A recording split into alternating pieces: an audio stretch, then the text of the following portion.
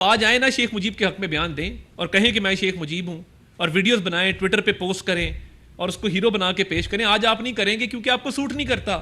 آپ کو سوٹ کرے گا تو آپ امریکہ کو للکاریں گے اور پھر کہیں گے کہ فوج میری مدد کرے. آپ کو سوٹ کرے گا تو آپ فوج کو للکاریں گے، کہیں گے امریکہ میری مدد کرے. کل ہمارے جماعت اسلامی کے ساتھ بہت خوش اسلوبی سے معاملات آگے بڑھے اور میں سمجھتا ہوں کہ باقی تمام نشستوں سے کل کی نشست ذرا تھوڑی مختلف اس لیے تھی کہ کافی پیش رفت ہوئی ہے.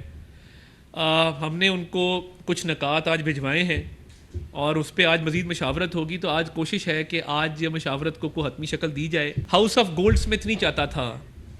یہ پوری ایک لیگسی ہے روتھ چائلڈ کی، گولڈ سمتھ کی. کبھی آپ اس کی ریسرچ کیجئے گا. مجھے اگر آپ گن پوائنٹ پہ کہیں نا کہ تم نے صادق خان کی لنڈن میں سپورٹ نہیں کرنی، زیک گولڈ سمتھ کی کرنی، میں مر جاؤں گا، میں زیک گولڈ سمتھ کی سپورٹ نہیں کروں گا. میرے عقائد اس کا اجازت نہیں دیتے. میری پاکستانیت اس بات کی اجازت نہیں دیتی کہ میں ایک پاکستانی کے خلاف وہاں پہ ایک گولڈ سمتھ کی کیمپین کروں. یہ وہی کر سکتا ہے جس کا ضمیر مر چکا ہو. شیخ مجیب آج آپ کا ہیرو نہیں ہے. تھوڑے سے حالات خراب ہوئے ہیں اور دیکھیے وہی دنیا کے بڑے ادارے، بی بی سی رپورٹ کر رہا ہے کرپشن کے معاملات جو ہیں. کیا آپ کے کرپشن کے معاملات اس سے مختلف تھے؟ آپ کے بھی وہی کرپشن کے معاملات تھے. آپ بھی بیرونی مدد چاہتے تھے. آپ بھی چاہتے تھے کہ معاشرے کو مزید تقسیم کیا جائے. تو آپ میں اور ادھر کوئی خاص فرق تو نہیں ہے. تو آج آئے نا شیخ مجیب کے حق میں بیان دیں اور کہیں کہ میں شیخ مجیب ہوں اور ویڈیوز بنائیں، ٹویٹر پہ پوسٹ کریں اور اس کو ہیرو بنا کے پیش کریں. آج آپ نہیں کریں گے کیونکہ آپ کو سوٹ نہیں کرتا. آپ کو سوٹ کرے گا تو آپ امریکہ کو للکاریں گے اور پھر کہیں گے کہ فوج میری مدد کرے. آپ کو سوٹ کرے گا تو آپ فوج کو للکاریں گے، کہیں گے امریکہ میری مدد کرے. آپ کو سوٹ کرے گا تو آپ 9 مئی کے حملے کرا دیں گے. آپ کی تینوں بہنیں موجود ہوں گی، آپ کا بھانجا موجود ہوگا. آپ کے پارٹی کے لیڈرز کہیں گے خان نہیں تو پاکستان نہیں، آگ لگانے آئے ہیں، آج نہیں چھوڑیں گے. اور آپ کو سوٹ نہیں کرے گا تو آپ کہیں گے میں نہیں تھا، میرے لوگ نہیں تھے، یہ خود ہی گئے تھے. ان پر گولیاں کیوں نہیں چلائی گئی؟ ان کو روکا کیوں نہیں گیا؟ اندازہ کریں. آگ لگانے والے پوچھ رہے ہیں میں روکا کیوں نہیں گیا؟ لاشوں کی تلاش رہتی ہے اکثر. تو آپ اپنے کیسز کا جواب دیں، آپ اپنے کیسز کی بات کریں.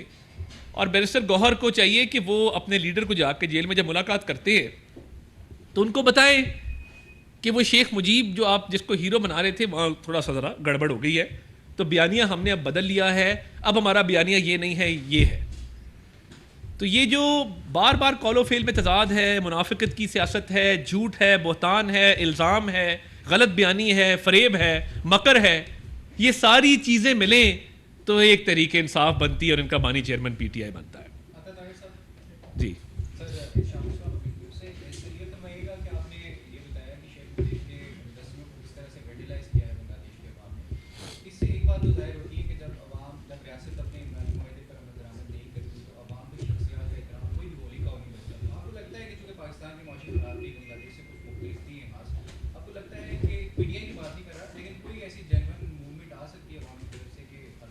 دیکھیے، ایک تو اکنامکلی ادھر حالات میں کوئی خرابی مجھے تو نظر نہیں آئی ہے. اکانومی کا ایشو نہیں تھا، معاشی حالات کا ایشو نہیں تھا. ایشو تقسیم کا تھا، کرپشن کا تھا اور جو ایک کوٹا سسٹم وہاں پہ تھا اس کا تھا. تو دیکھیں بات یہ ہے کہ جب آپ تقسیم کرتے ہیں سوسائٹی کو یا کرپشن کی بنیاد پہ ایک سسٹم ہوتا ہے تو آبویسلی ہم تو آج حکومت یہ کہہ رہی ہے کہ ہم ان کی عوام کے ساتھ اور ان کے ساتھ ان کے لوگوں کے ساتھ کھڑے ہیں. حکومت بھی کھڑی ہے، عوام بھی کھڑے ہیں اور ہم سمجھتے ہیں کہ حالات جو ہیں وہاں پہ نارملسی کی طرف ریٹرن کریں، وہاں پہ حالات نارمل ہوں اور وہ پیچیدگیوں سے نکلیں باہر اور ترقی کریں. بالکل. اور دیکھیے بیرونی مدد ان کو حاصل تھی، آپ کو پتہ ہے، اور بیرونی مدد وہیں سے حاصل تھی جس نے آج کشمیر میں مظالم ڈھائے ہوئے. اب کوئی ہڈن چیز نہیں ہے. تو جب مجیب والا بیانیہ بنایا جا رہا تھا، کیا کسی نے خان صاحب کو نہیں بتایا کہ اس کی بیٹی جو ہے وہ کہاں سے بیرونی مدد مانگ رہی ہے؟ مسئلہ صرف یہ ہے کہ چھوٹے چھوٹے سیاسی مفادات کی خاطر اتنی بڑی چھلانگیں لگائی جاتی ہیں کہ بعد میں قیمت اس کی چکانی پڑتی ہے. تو پہلے سوچ لیا کریں 9 مئی کے حملے کرنے سے پہلے، فوج پہ بہتان کرنے سے پہلے، کبھی انٹرنیشنل ریلیشن خراب کرنے سے پہلے. میں ڈنکے کی چوٹ پہ کہتا ہوں اور مرتے دم تک یہ کہتا رہوں گا، کوئی سیاسی جماعت، کوئی سیاسی لیڈر پاکستان سے بڑا نہیں ہے. میں ایک سیاسی کارکن ہوں، ایک سیاسی جماعت کا رکن ہوں، میری بھی لیڈرشپ ہے، مگر یہ میرا ایمان کا حصہ ہے کہ پاکستان ہے تو ہم ہیں. میں کبھی یہ نہیں کہوں گا کہ فلاں نہیں تو پاکستان نہیں. میں کیوں کہوں؟ یہ ایسے لوگ انہوں نے کر دیے پیدا جو سمجھتے ہیں کہ یہ نہ رہے تو خدا نہ خواستہ پاکستان کا وجود بھی نہ رہے، میں نہ رہا تو 4 ٹکڑے ہو جائیں گے. بھئی آپ رہ جاتے تو خدا نہ خواستہ یہ کام ہو جاتا. میرا کوشچن یہ ہے جماعت اسلامی کے بارے میں جو دھرنا ہے جی رات بھی آپ کی میٹنگ ہوئی ہے، ان کے پہلے بھی بیچ میں گیپ آ گیا اور رات انہوں نے دھرنا کراچی بھی شروع کر دیا، لاہور کی کام دے رہے ہیں، پشاور کی دے رہے ہیں، رات کوئی بریک تھرو نہیں ہو سکا آپ کا؟ دیکھیے کل ہمارے جماعت اسلامی کے ساتھ بہت خوش اسلوبی سے معاملات آگے بڑھے، اور میں سمجھتا ہوں کہ باقی تمام نشستوں سے کل کی نشست ذرا تھوڑی مختلف اس لیے تھی کہ کافی پیش رفت ہوئی ہے. ہم نے ان کو کچھ نکات آج بھجوائے ہیں اور اس پہ آج مزید مشاورت ہوگی، تو آج کوشش ہے کہ آج مشاورت کو حتمی شکل دی جائے. تو وہ بھی عوامی ایشو پہ نکلے ہیں، ہمارا بھی یہی مطالبہ ہے. دیکھیں ہماری بھی یہی ایجنڈا ہے، ان کا مطالبہ ہے، ہمارا ایجنڈا ہے کہ بجلی کے بل کم ہونے چاہیے، آئی پی پی کا ریویو ہونا چاہیے. آلریڈی اس پہ کام ہو رہا ہے. 50 ارب روپے کی جو سبسڈی دی گئی ہے 200 یونٹ والے صارف کو، وہ اسی لیے دی گئی ہے ڈیولپمنٹ بجٹ کاٹ کے کہ بجلی کے بل جون کے، جولائی کے، اگست کے، ان 3 مہینوں کے وہ کم آئے. تو امید ہے کہ اچھی پیش رفت ہوگی اور یہ معاملات خوش اسلوبی سے جو ہیں وہ حل ہوں گے. حکومت نے ایک فیصلہ کیا اور آپ نے پریس کانفرنس کی تھی کہ پاکستان تحریک انصاف پر پابندی ہے، وہ کہاں تک پہنچی؟ یہ قانون سازی ہوئی ہے نا، آپ کو پسند نہیں آئی کل جو ہوئی ہے، اچھی ہو گئی ہے. آہستہ آہستہ چلیں گے، ایک ایک سٹیپ کر کے. قانون سازی ہو گئی ہے اور وہ آپ کیا سمجھتے ہیں کہ اس کے بعد تحریک انصاف کی جوائننگ ممکن ہوگی؟ قانونی ماہرین اس پہ بہتر رائے دے سکتے، مجھے نہیں پتہ، مگر تحریک انصاف کے وجود میں تھوڑا سا ڈیٹ تو پڑا ہے اس چیز. سر یہ بتائیے کہ اسی سوال کو آگے لے کے جا رہا ہوں، پی ٹی آئی نہیں، بٹ اس میں پھر پی ٹی آئی میں کیسے جائیں گے یہ ممبرس؟ سر اسی سوال کو آگے بڑھاتا ہوا کہ سر آپ نے پی ٹی آئی کے اوپر تو بین کرنے کی بات کی ہے، لیکن سر جو پی ٹی آئی کے جو سپورٹرز تھے، جو سہولت کار تھے سر، جو 3 جرنیل تھے سر، ان کے اوپر بھی آپ غداری کا اور آرٹیکل 6 لگانے کی کوئی کوشش کر رہے ہیں؟ دیکھیے معاملہ یہ ہے کہ اس وقت کی سیاسی جماعت جس کا نام تحریک انصاف تھا، بانی چیئرمین پی ٹی آئی نے فیصلے کیے نا، ایگزیکٹو اتھارٹی ان کے پاس تھی. اور میں تو بڑا حیران ہوتا ہوں، پہلے کہا کہ آرمی چیف قوم کا باپ ہوتا ہے، پھر کہا یہ میر جعفر ہے، یعنی باپ کو میر جعفر کہہ دیا. تو یا باپ ہے یا میر جعفر ہے بھائی، یا امریکہ نے گرائی ہے یا فوج نے. پھر اینڈ پہ جب بالکل بات نہیں نہ بنی، اس نے کہا نہیں امریکہ نے نہیں بھی گرائی، فوج نے بھی نہیں گرائی، یہ محسن نقوی نے گرا دی ہے. تو دیکھیں تھوڑا سا ذرا میرا خیال ہے ذہنی چیک اپ کی بھی ضرورت ہے. اب جو فریج لیا گیا ہے، اب آپ سن لیں داستان، میں اے سی اتار لوں گا، میں گھر کا کھانا بند کر دوں گا، میں دوائیاں بند کر دوں گا. اب کہا ہے شہنشاہ عالی کا یہ فرمان ہے کہ جب جیل کے سپرنٹینڈنٹ کے کمرے میں پڑے فریج سے میرے لیے پانی آتا ہے تو وہ 400 میٹر جب وہ اٹھا کے لاتا ہے اردلی اس کو تو وہ گرم ہو جاتا ہے. میرے سیل کے اندر مجھے ذاتی فریج مہیا کیا جائے. ورزش والی سائیکل موجود ہے، فریج آ گیا ہے، کھانا پینا چل رہا ہے. میری تو بلکہ صدا ہوگی، میں جیل والوں کو کہوں گا ایک فیزیبلٹی بنائیں، چھوٹا سوئمنگ پول بنا دیں، تالاب بنا دیں چھوٹا سا جہاں پہ کوئی تھوڑی بہت تیراکی کر سکیں. گرمی بہت ہے، ایکسرسائز کا بھی شوق پورا ہو جائے گا. سوئمنگ پول کے ساتھ چھوٹا کلب بھی بنا دیں. جو کہتے تھے نا میں مغرب کو بہت اچھا جانتا ہوں، تو شام کو اگر کوئی تھوڑا بہت ناچ گانے کا بھی موڈ ہو تو وہ پھر وہیں پہ سوئمنگ پول کے ساتھ ہی چھوٹا بار بنا ہو تو وہ بھی معاملات وہاں پہ پورے ہو جائیں گے. کیونکہ فریج بھی آ گیا، سائیکل بھی آ گئی، اب پارٹی رہ گئی ہے، وہ بھی وہاں پہ اس کا کوئی انتظام جو ہے مناسب جو ہے وہ میرا خیال ہے کر دینا چاہیے. جی 5 تاریخ کو بہت بڑا جلسہ کیا پی ٹی آئی نے جی ثوابی کے اندر.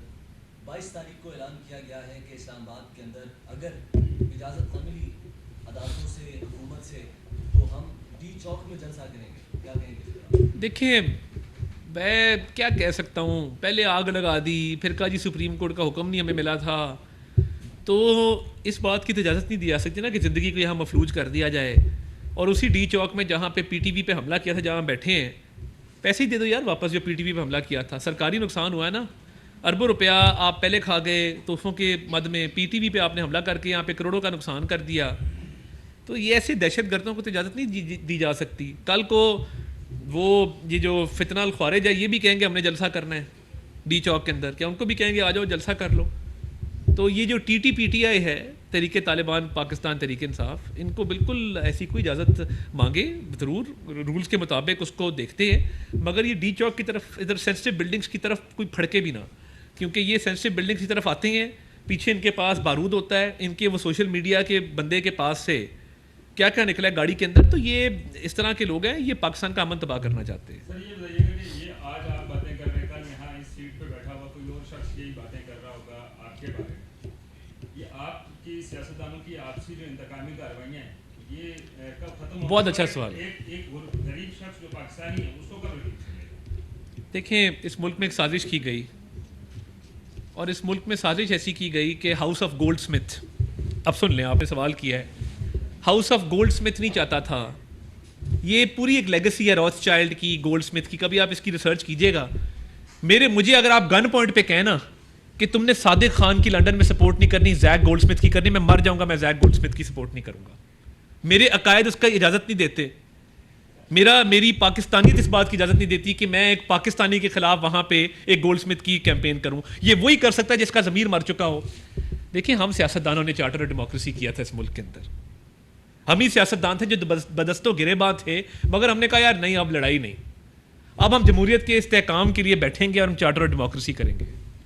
پھر ایک شخص آتا ہے اور کہتا ہے میں کندھوں پہ سوار ہو کے آؤں گا، اور جب وہ آتا ہے تو پاکستان کی جی ڈی پی گروتھ 6% پہ ہوتی ہے، ڈالر 120 پہ ہوتا ہے، پیٹرول 130 پہ ہوتا ہے، مہنگائی کی شرح 4% ہوتی ہے، فارن ایکسچینج ریزروز بڑھ رہے ہوتے ہیں، سی پیک بن رہا ہوتا ہے، 64 ارب ڈالر کی انویسٹمنٹ ہو گئی ہوتی ہے، غریب آدمی خوشحال ہوتا ہے، پاکستان میں ترقی کا دور جا رہا ہوتا ہے۔ 4 سال میں جو شخص یہ کہتا تھا کہ مجھے ڈالر کے ریٹ کا یا ٹی وی سے پتہ لگتا ہے یا بی بی سے لگتا ہے، اور جو چھت پہ گوشت پھینک کے، مرغیاں جلا کے، بکرے جلا کے اپنا گزارا کرتا تھا، 12 بجے دفتر آتا تھا اور 5 بجے گھر چلا جاتا تھا، پی ایم ہاؤس کا سٹاف بڑا ان کو یاد کرتا ہے، وہ کہتے ہیں جی 12 بجے آتے تھے، 5 بجے رہتے، ہمیں تو کام ہی نہیں کرنا پڑتا تھا۔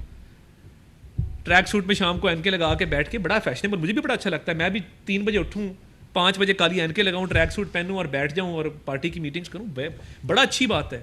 ملک کو تباہی کے دھانے پہ کھڑا کر دیا، ایک اینٹ نہیں لگائی، ایک اینٹ نہیں لگائی، ہمارے تمام دوست ممالک کو ناراض کیا۔ مڈل ایسٹ میں چلے جائیں، یورپ میں چلے جائیں، امریکہ میں چلے جائیں، ادھر ایک OIC کی کانفرنس ایک ملک میں رکھوا کے گئے نہیں، اس کے بعد انہیں کہا جی ہم آ رہے ہیں، تو چلتے، میں آیا، وہ دیکھتے رہ گئے بیچارے کہ ہم کریں کیا اس کے بعد۔ تو دیکھیں یہ لڑائی، سیاسی لڑائی کو آج بھی میرا سیاسی مخالف بیٹھا سب سے پہلے جا کے ہاتھ ملاتا ہوں، کوئی خوشی غمی کسی کی ہو جائے، غمی ہو تو فاتحہ کرتے ہیں، بیٹھتے ہیں جا کے ان کے گھروں میں جاتے ہیں۔ یہ کس نے کہا تھا کہ تم چوروں سے ہاتھ مت ملاؤ، یہ ڈاکو ہیں، یہ چور ہیں، ان کی خوشی غمی میں شریک مت ہو۔ جس شخص نے اس ملک میں سیاسی مخالفت کو سیاسی دشمنی میں تبدیل کیا، ملک کی معیشت کو تباہ کیا اور کہا یہ ملک سری لنکا بن جائے، فلاں بن جائے، جس کے 4 ٹکڑے ہو جائیں، یہ دیکھیں یہ پورا آپریشن گولڈ سمتھ ہے۔ کبھی ڈیٹیل سے آپ سے بات ہوگی تو اس کے میں آپ کو کانٹورز بتاؤں گا۔ آج مجھے ڈاکٹر اسرار کی بات یاد آتی ہے، حکیم سعید کی بات یاد آتی ہے، وہ کہہ کے گئے تھے کہ ایک شخص آئے گا جو یہ کام کرے گا، اس نے سارے وہ کام کیے ہیں جو وہ کہہ کے گئے تھے۔ کوئی ایک پروجیکٹ مجھے بتا دیں، کوئی ایک ملک بتا دیں جو راضی ہو، میرا نہیں خیال۔ Thank you G.